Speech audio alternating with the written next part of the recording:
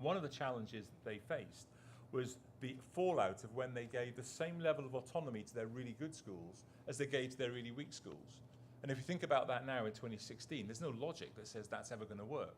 But that was how that was set up at that time. It was about come and join us, and we'll leave you alone. It has to be the opposite of that now. So understanding how you blend and balance and lead autonomy is a really important part of executive leadership. And I think the third one down, which is the one I had to learn very quickly, was how do you lead accountability at a distance? So in a single school, even in a large secondary school, I would see most staff every day, whether it was in staff briefing in the morning or as I walked the corridors or at lunch duty. But when you work with 3, 4, 5, 6 schools, it's not the same. So how do you know that some of the messages and some of the really important levers that you want to drive around what matters to you because you're accountable for the standards, how do you manage that at distance? In those early days with those 3 schools, my only strategy was if I'm in staff briefing in one school in the morning and on bus duty in another, the staff will think I was in their school all day. And that was the only plan I could give you between 2007 and 2008 of how I thought I'd manage that role. But we've moved on from there, thankfully. I want to take this into my second message this morning, which is around how do we build vision. And we are a system that is rich in vision. You've heard some already this morning, and you will have examples of that in terms of the work that you do. And what I've tried to do with the Regional Schools Commissioners is to try to think about how do you quantify it and how do you help people articulate it. And to do that, I've started to think about it as 5 vision triggers. And the first one is about belief. And what I talk about here is the quality of the thinking that's around you that moves you forward, that people believe things are possible to change. And it's not as simple as saying this is about ambition, this is about innovation, this is about inspiration. It's all of those things, but it's fundamentally the belief that change is necessary and change is possible. Number 2 and number 4 are often linked together, ambition and aspiration, but for me they're different. The ambition is about how to go further and better than we've ever been before, but aspiration is about how do we root that ambition in realism. So when I talk about realism, which is number 3, here's an example. If I took over a secondary school in September this year, and the basics in that school were 15% of the children getting a C in English and maths, and I stood up on the inset day and I said to staff, what we're going to do under my leadership is this time next year you're going to get 85%. I'd have got a tick in the box for ambition and aspiration, but I would have been laughed at for realism. Because if I said it was going to take me 10 years to get to that, that's more realistic. And one of the things I think I've learnt in my career, and one of the things I'm trying to bring to this is that school improvement takes time. It's not a quick fix. It's chaotic, it's messy, and it's not linear. And whilst there are lots of examples, and maybe some of you in the room this morning have taken the school from special measures to good in 6 months, that's only the beginning of the journey. It's not good on that day afterwards. I know, believe me, I've led outstanding schools that were anything but outstanding the day after Ofsted came. So the whole notion about we're on a leadership journey, you recognise that, okay. That whole notion of being on a leadership journey of which a moment in time that's a judgment is part of that is what I call the realism. And the 5th point, which is certainly not last but least, is the role of consultation in this. Because if you create a vision that's exciting and looks great on a document and the governors applaud, but you don't talk to your teaching assistants, you don't talk to your lunchtime supervisors, you don't talk to your parents about it, it's meaningless. So that consultation about how everybody buys into the vision for this school and this community is one of the key triggers. And what I'm trying to do in a very small part of that this morning with you is to talk about this is my aspiration for what I'm going to try and do in the system. And using the experience of 33 years this year of teaching and leadership, I want to try to inform some of the thinking about the direction of travel that we take in terms of school improvement.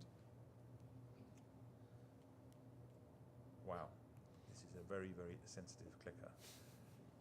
My third point, I suppose, is so there's a so what question to all of this. And the so what question is where do we want to get to? So I want to start that conversation this morning by talking about what I think world class might look like when we get there. And we aren't there yet. I became a head in 1997, and Tony Blair came into number 10 3 months. In May, I started in September before I did that. And he was talking about education in England being world class. And I have no doubt in 2016 we are closer to it than we've ever been. And you can look at that in terms of progression, you can look at it in terms of outcomes, you can look at it in terms of the quality of teachers we have in the system, the quality of leaders. Ofsted will tell you that's true, and so on and so on. The challenge is that everybody else around the world got better as well. And as a result of this, we still have some challenges. But it doesn't help, I think, if we define what world class will look like simply on metrics and data. Because I think we've got to understand what the purpose of education in our system is. And one of the challenges we have is that the best benefit of what we do in our schools with young people today isn't often seen till they're in adulthood, 25, 30, 35 years old.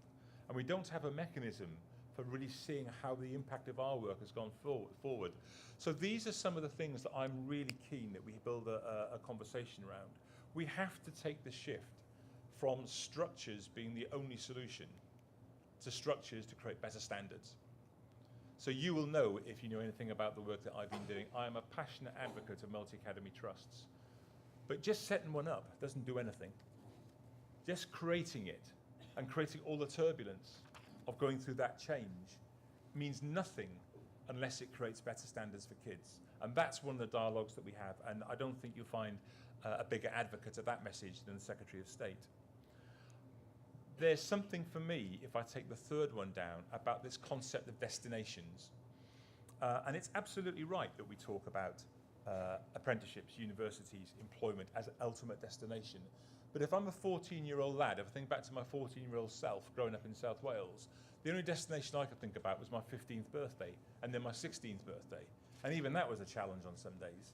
So we need to be thinking about destinations in year, in key stage, within the system, as well as where it might do. And if we get that bit right, that will be the underbelly of what I think world class will look like. I want to make a point about early years teaching because we need to understand that best quality better. And I speak as a secondary specialist, not as a primary specialist. So in the multi-academy trust world, when your year 13 teachers are celebrating their A-level results, and a group of children have got into the universities that they applied for, I really hope that there was a glimmer of thought about the reception in early year teachers 12 years early that put those bedrocks in place. And it's one of the reasons why the 0 to 19 understanding and the 0 to 19 journey for me is a really important driver in our system. So understanding the bookends, as I described them, of early years and post-16, whilst that won't solve all of the issues in the years in between, getting those two bits right will make a really big difference, I think. And my final one on this one, I think, is a really important one, but it's a challenge, and it's a mindset challenge for young people, that when they leave compulsory education, their mindset tells them that education is just starting, not finishing. And that's difficult for many of our young children in school. But if we don't get that right, they're not going to be able to think and be adaptable to the new skill challenges they're going to face and the type of employment opportunities they're going to get from being 20 up to their 70th birthdays. And that's something that we can have a very big influence over. But I think I need to probably ground that in a bit of reality about where I think we're going to be, hopefully within the next 5 years, which will get us closer to that. The first one is this, and it's about school-to-school support. And you heard this morning that one of the things I'm tasked to look at, along with other colleagues, is what does this school improvement piece look like? And for me, the cornerstone of it is that we have to stop talking about only good and outstanding schools being able to provide school-to-school support. Now, I've worked in both. I've done outstanding schools and I've done special measure schools. Outstanding schools are our best schools in the system. But the reality is they're not great at everything. There are pockets of weakness in an outstanding school that if you don't shine the light on it and address it, opens up into a bit of a chasm. But if you work in a special measure school, you'll know there's pockets of brilliant practice. Just there's not enough of it, and it's in the wrong place. So in terms of how do we do that, I think that the head, or the executive head that's taken a school from special measures to good, knows as much about school improvement as the head who's gone from good to outstanding. And I think that's one of the rhetoric pieces I really want to build into the system. I do need to make sure that our multi-academy trusts add more value than they currently do to the education of children in the system. The good news, however, is we know who the best ones are. And the challenge that I have and that Jan will have in this region is to bring all the multi-academy trusts that we currently have and the ones that will come through in the future up to the level of the very best. Governance needs to be world-class. And I've said we need to be able to name it and we need to be able to describe it. And the role of governance in our education system has never been more fundamental. in terms of two things. I think governors have two key roles. Number one is, how do you take a vision and turn it into a strategy? And number two, how do you hold people to account for delivering it? Those are the two fundamental principles. And if we get that right, I think we'll be in a really good place with it. Later this calendar year, hopefully before Christmas, I'm going to publish a governance capability framework, which I've been working on with my team over the summer, which will be backed up by a national training program for governors. You might think it's about governance in trust. It's not. It's governance across the system, in the maintained sector and in the academy world. And the fourth one about where I want us to get to in the next 5 years is a really simple one, but it's really, really important, which is about the recruitment and retention debate. And I think one of the challenges around this is that recruitment is multi-complex because it's not the same everywhere. In some areas of the country, it's definitely easier than in others, but where it's really hard, it's impossible.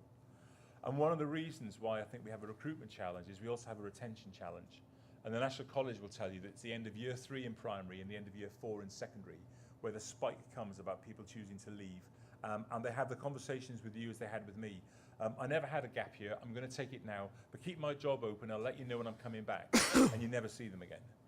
That notion about how do we build the capacity of the system to retain our best teachers, for me, is a really big priority. And I think one of the ways I see that happening is that we talk more about 10-year career plans.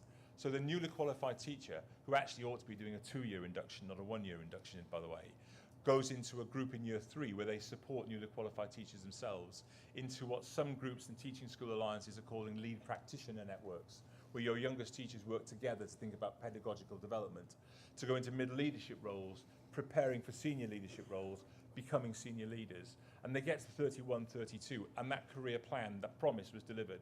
And then we do the next one from 31 to 41. And then the next one from 41 to 51. So we don't just do performance management on a year by year by year development basis. We do it over a longer period of time. And that's one of our challenges in collaboration.